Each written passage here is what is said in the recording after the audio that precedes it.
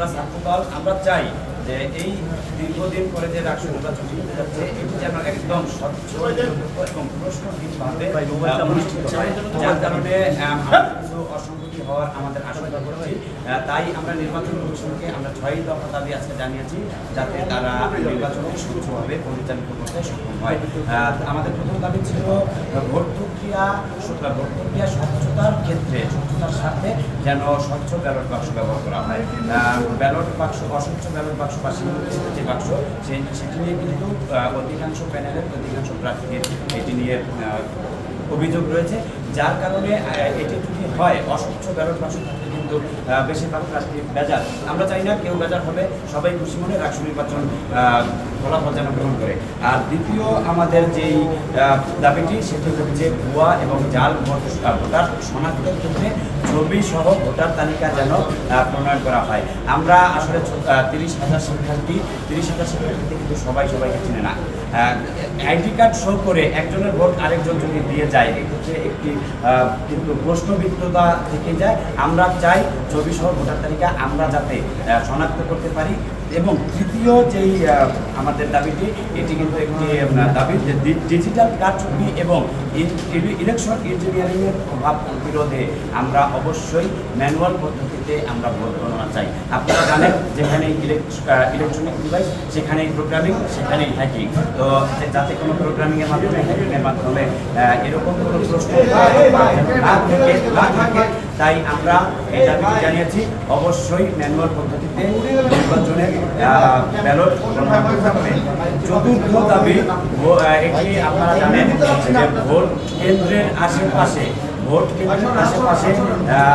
ID কার্ডধারী এবং প্রশাসন কর্তৃক পাস কার্ডধারী অন্য কেউ যেন ভোট কেন্দ্রের 100 গজের দূরত্বের ভিতরে কোনো রোভার স্কাউট, কোনো শিক্ষক, কোনো শিক্ষার্থী, ভোটার তারা যেন প্রবেশ করতে না পারে এটি নিশ্চিত করতে হবে। এবং ভোট কেন্দ্রের যেখানে গোপন বুথ, যেখানে ভোট দেবেন ভোটাররা, সেটি ব্যতীত অন্য যে কোনো জায়গায় যেন আমাদের সংবাদকর্মীরা, মিডিয়া কর্মীরা অবাধে যাতায়াত করতে পারে। যে কোনো জায়গায় কোনো অসঙ্গতি হলে যেন সেটা তারা নিউজের মাধ্যমে জাতির কাছে তুলে ধরতে পারে, এই দাবিটি জানিয়েছি। আমাদের 5 নম্বর দাবি লেভেল প্লেইং ফিল্ড বজায় রাখার স্বার্থে যে কালো টাকার ছড়াছড়ি, উপঢৌকনের যে আদান প্রদানের যে পরিবেশ, এটি বন্ধ করতে আমাদের নির্বাচন কমিশন যেন সর্বোচ্চ সহযোগিতা এবং সর্বোচ্চ পদক্ষেপ গ্রহণ করে। আমাদের ষষ্ঠ যে দাবিটি এটি একটি গুরুত্বপূর্ণ দাবি, সমতা এবং ন্যায্যতার ভিত্তিতে যেন সকল প্রার্থীর জন্য একই আচরণবিধি মেনে চলার যেই একই আচরণবিধি হয়। আমাদের প্রশাসন যেন কোনো একটি বিশেষ সংগঠনকে, বিশেষ ব্যক্তিকে আচরণবিধির ক্ষেত্রে কোনো শিথিলতা বা কোনো কঠোরতা না দেখায়, সকলের ক্ষেত্রে যেন আচরণবিধি সমানভাবে প্রযোজ্য হয়। এই 6টি দাবি নিয়ে আমরা আমাদের নির্বাচন কমিশনের কাছে আজকে আমাদের স্মারকলিপি জমা দিয়েছি। আমরা আশা করছি এই 6টি দাবি যদি মেনে নেয় তাহলে ইনশাআল্লাহ রাষ্ট্র নির্বাচন স্বচ্ছ এবং গ্রহণযোগ্য। আচ্ছা, ব্যালট বাক্সের ক্ষেত্রে আপনি বলেছেন স্বচ্ছ ব্যালট বাক্স এবং গণনার ক্ষেত্রে ম্যানুয়াল পদ্ধতিতে যদি গণনা না করে নির্বাচন কমিশন না মানে সেক্ষেত্রে আপনারা আপনাদের যে স্বচ্ছ ব্যালট বাক্সের ব্যাপারে আমাদের নির্বাচন কমিশন ইতিমধ্যে আমাদের আশ্বস্ত করেছেন, তারা স্বচ্ছ ব্যালট বাক্স অর্ডার করেছেন। ইনশাআল্লাহ আমরা স্বচ্ছ ব্যালট বাক্স ভোট দিব।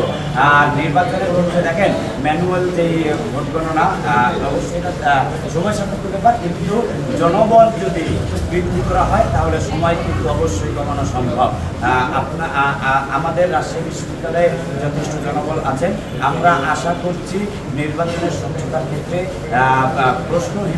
প্রশ্নহীনভাবে নির্বাচন করে। আমরা একটু টু দ্য পয়েন্ট জানতে চাচ্ছি যে ম্যানুয়াল পদ্ধতিতে ভোট গ্রহণ না হলে ছাত্রদল ভোট বর্জন করবে কি?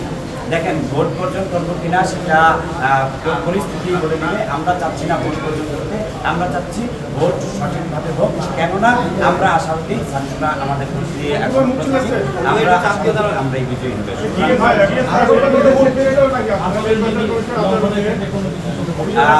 আচরণবিধির ক্ষেত্রে আসলে এখনো চাই আসছে। আমরা সকল প্যানেল, সকল প্রার্থীদের কাছে উদাত্ত আহ্বান জানাচ্ছি, আমরা সকলেই ঐক্যবদ্ধতিকে আচরণবিধির প্রতি সম্মান জানাই। আমরা আচরণবিধির প্রতি সহনশীল হয়ে আমরা যেন সবাই আচরণবিধি মেনে চলতে পারি। এবং প্রশাসনের একটু আমি দেখছি আমাদের প্রশাসন তারা একটু গা ছাড়া ভাব, কেউ যদি আচরণবিধি লঙ্ঘন করছেন সেক্ষেত্রে তারা কিন্তু দায় এড়িয়ে চলে যাচ্ছেন, সরাসরি তারা কিন্তু এর বিরুদ্ধে তার আসলে বিরুদ্ধে অ্যাকশন নিতে বলছি না, অন্তত তাকে যেন সতর্ক করে দেওয়া হয়। সতর্ক এখনো পর্যন্ত কাউকে করা হয়নি। আমরা নির্বাচন কমিশন এবং প্রশাসনকে দাবি করছি আপনারা আরেকটু সোচ্চার হন, আরেকটু অভিভাবক সুলভ আচরণ দাবি করছি। আমি বলছি আমাদের যে দাবি এটা আমাদের কোনো ছাত্র দলের দাবি না। আমরা সাধারণ শিক্ষার্থীদের সাথে কথা বলে এই দাবিগুলো আমরা জানাচ্ছি। আমরা সর্বশেষ বলে দিতে চাই, ওয়ার্নিং দিতে চাই, আমাদের এই দাবিগুলো মেনে নিতে হবে। বিনীতভাবে অনুরোধ করছি আপনারা এই দাবি মেনে নিন, না হলে কিন্তু আমরা ছাত্র দল না, সাধারণ শিক্ষার্থীরাই আপনাদের নিরপেক্ষতা নিয়ে প্রশ্ন করব। বিসমিল্লাহির রহমানির রহিম। আপনাদেরকে অনেক অনেক ধন্যবাদ জানাচ্ছি প্রথমেই যে আপনারা অনেকক্ষণ ধরে এখানে অপেক্ষা করছেন। হ্যাঁ, আপনি ঠিকই বলেছেন, ছাত্রদল রাজশাহী বিশ্ববিদ্যালয় একটি স্মারকলিপি আমার কাছে দিয়েছেন এবং আমি মনে করি ছাত্রদল যে দাবি দেওয়াগুলো 6টি দাবি দেওয়া দিয়েছে অত্যন্ত গুরুত্বপূর্ণ দাবি দেওয়া, এবং নির্বাচন কমিশন যে একটি দাবি ব্যতীত বাকি সবগুলো যৌক্তিক দাবি নির্বাচন কমিশন ইনশাল্লাহ অ্যাড্রেস করবে। একটি দাবি সেটা হচ্ছে আপনারা জানেন যে এই যুগে এসে ম্যানুয়াল পদ্ধতিতে ওএমআর শিট থেকে ভোট কাউন্ট করা এটা একটা অনেক দুরূহ ব্যাপার, অনেক কষ্টসাধ্য ব্যাপার। তার প্রমাণ আমরা জাহাঙ্গীরনগর বিশ্ববিদ্যালয়ে দেখেছি। কাজেই আমরা তাদের বাকি অন্য যে দাবিগুলো অত্যন্ত গুরুত্বপূর্ণ এবং এই নির্বাচন রাষ্ট্র নির্বাচনকে তারা সুষ্ঠু, সুন্দর এবং নিরপেক্ষ দেখতে চায় এবং সেভাবেই তারা বাকি 5টি দাবি উত্থাপন করেছেন। আমরা নির্বাচন কমিশন অত্যন্ত আন্তরিক তাদের এই দাবিগুলো অ্যাড্রেস করার জন্য। ধন্যবাদ স্যার। এক্ষেত্রে যদি ছাত্রদল তারা তাদের দাবিতে অনড় থাকে তাহলে সেক্ষেত্রে কি নির্বাচনের উপর কোনো প্রভাব পড়বে? আমার বিশ্বাস ছাত্রদল একটা অত্যন্ত বিজ্ঞ একটি দল, তাদের অনেক আছে, চিন্তাভাবনা আছে এবং তারাও চায় আমাদের মতো নির্বাচন কমিশন যেমন চায় যে এই নির্বাচনটা সুষ্ঠু সুন্দর হোক, তারাও চায়। সুতরাং তারা এটা বুঝতে পারবে। জাতীয়তাবাদী শিক্ষক ফোরামের কিছু শিক্ষক এসেছিলেন, আপনার সাথে দেখা করেছেন। আসলে তারা বেশ কিছু শঙ্কার জায়গা থেকে এসেছে, তারা এরকম আমাদেরকে বলেছে। আসলে তাদের সাথে কি কথা হয়েছে, আপনি তাদেরকে কীভাবে আশ্বস্ত করেছেন? অনেক ধন্যবাদ। এটাও আপনারা যথাযথ বলেছেন যে জাতীয়তাবাদী শিক্ষক ফোরামের কিছু সংখ্যক সম্মানিত সিনিয়র শিক্ষকবৃন্দ এসেছিলেন আমার কাছে এবং তারা আমাকে এই রাজশাহী বিশ্ববিদ্যালয়ের রাষ্ট্র নির্বাচন যাতে সুষ্ঠু সুন্দর একটা মডেল নির্বাচন হয় এ বিষয়ে কিছু পরামর্শ দিয়েছেন। ডাকসু এবং জাকসুতে যে প্রবলেমগুলো, যে ত্রুটিগুলো ছিল সেগুলো যেন আমাদের এখানে না হয় সে ব্যাপারে তারা সতর্ক করেছেন এবং পরামর্শ দিয়েছেন। স্যার, আমরা জেনেছি যে তারা কিছুটা সময়ও চেয়েছে। প্রথম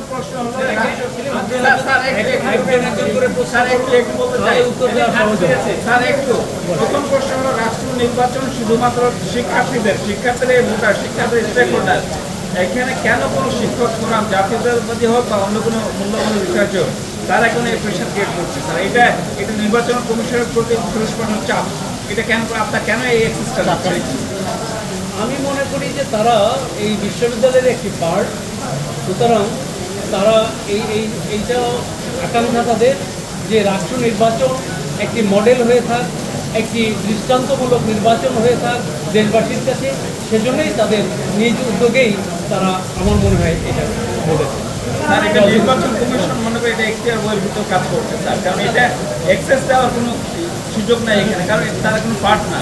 শুধুমাত্র ছাত্র সংগঠনগুলো বা প্যানেলভুক্ত বা প্রার্থী বা শিক্ষার্থী যে কোনো ভোটারও হইতে পারে, একটা দাবি জানাইতে পারে, কিন্তু শিক্ষক কেন এটা দাবি জানবে? এটা আপনারা কেন অ্যাক্সেস করেন?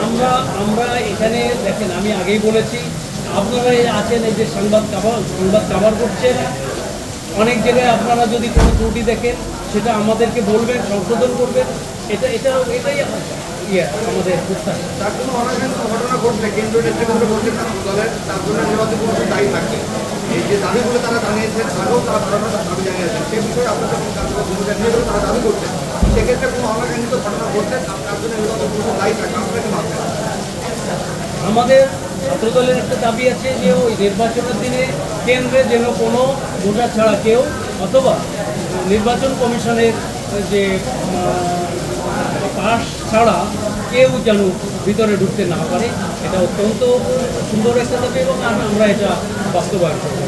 স্যার আমরা একটা কর্মসূচি দেখেছি স্যার, বিশ্ববিদ্যালয়ের শিক্ষক কর্মকর্তারা একটা কর্মসূচি ঘোষণা করেছেন যে 18 তারিখের ভিতরে তাদের প্রশ্নকোটা বিষয়ক ওই সিদ্ধান্ত যদি না আসে তাহলে তারা 21 তারিখ থেকে কর্মসূচিতে যাবে। তো এই কর্মসূচি যদি চলমান থাকে তাহলে নির্বাচনকে কোনোভাবে ব্যাহত করবে কিনা? এটা তো নির্বাচন কমিশনের বিষয় নয়, তো এটা প্রশাসনের বিষয়। আর নিশ্চয়ই প্রশাসন এ বিষয়ে নির্বাচনে যাতে কোনো ইম্প্যাক্ট না পড়ে সে বিষয়ে যা করণীয় প্রশাসন সেটা করবে বলে আমি বিশ্বাস করি। কারণ একটা বিষয়, নারী প্রার্থীরা অব্যাহতভাবে সাইবার বুলিংয়ের শিকার হচ্ছে, এটা তাদের প্রত্যেকের অভিযোগ এবং তারা বলছে যে প্রতিরোধ সেল আছে, সেটি অকার্যকর একটা প্রতিরোধ সেল, এখন পর্যন্ত কোনো পদক্ষেপ নেওয়া হয়নি। স্যার আপনাদের আমার যে সাইবার সেল আছে, এখানে সাইবার সেলের সম্মানিত সচিব উপস্থিত আছেন, আমাদের মাননীয় প্রক্টর মহোদয়। তো এ ব্যাপারে উনি বলবেন। ধন্যবাদ। আসলে নারী শিক্ষার্থীরা যেটা বলছে স্যার এদিকে শুধু আসুন। এই ছেলে এদেরকে দেখতে পাই। নারী শিক্ষার্থীরা যেটা বলছে আমি মনে করি সেটার অত্যন্ত যৌক্তিক। তাদের দাবি এবং ওই যৌক্তিকতার পরিপ্রেক্ষিতে আমাদের সাইবার সেল গঠিত হয়েছে। সাইবার সেলের আমরা ইতিমধ্যে বেশ কয়েকটা মিটিং করেছি এবং যে সমস্ত ওয়েবসাইট থেকে বা যে সমস্ত ফেসবুক গ্রুপ থেকে, ইউটিউব থেকে এই সমস্ত বুলিং করা হচ্ছে, সেই সমস্ত গ্রুপের মডারেটর এবং অ্যাডমিনদেরকে আমরা চিঠি দিয়েছিলাম নাম আমাদের প্রক্টর অফিসে জমা দেওয়ার জন্য। পরবর্তীতে আমরা তাদের কাছ থেকে কিছু নাম পেয়েছি, কিছু আমরা নিজ উদ্যোগে তাদের নামগুলো বের করতে পেরেছি। আগামী শুক্রবার বিকাল 5টায় এই সাইবার বুলিং ঠেকানোর জন্য বা রোধ করার জন্যে সাইবার সেল এবং সবচেয়ে বহুল প্রচারিত যে গ্রুপগুলো রাজশাহী ইউনিভার্সিটি কেন্দ্রিক, সেই গ্রুপগুলোর মডারেটর এবং অ্যাডমিনদেরকে নিয়ে আমরা সাইবার প্রতিরোধের কী করা যেতে পারে এই বিষয়ে একটা মতবিনিময় সভার আহ্বান করেছি। এটা হচ্ছে আমাদের কথা। আর যারা যে সমস্ত শিক্ষার্থীরা বলছে সাইবার বুলিংয়ের শিকার, ভেরি আনফর্চুনেটলি আমরা যখন বলছি যে তারা লিখিত অভিযোগ দেওয়ার বিষয়গুলো যখন আসে, আমরা যে অ্যাকশন নিব, দেখা যাচ্ছে যে লিখিত অভিযোগ আমাদের কাছে আসছে না। এ পর্যন্ত আমি বলতে পারি মাত্র 2টা অভিযোগ, লিখিত অভিযোগ আসছে সাইবার বুলিং সংক্রান্ত। 2টা অভিযোগ আসার সঙ্গে সঙ্গে আমরা একটা এখানে পুলিশের সাইবার সেলে আমরা পাঠিয়েছি, আর একটা আমরা তদন্ত করার চেষ্টা করছি যে আসলে ঘটনাটা প্রাথমিকভাবে জানার চেষ্টা করছি। এই হলো অবস্থায়। মানে ওপেনলি আমরা যদি বলি সেটা আমাদের পক্ষে একটু কষ্টকর হয়ে যায় যে ইমিডিয়েটলি স্বপ্রণোদিত হয়ে অ্যাকশন নেওয়া।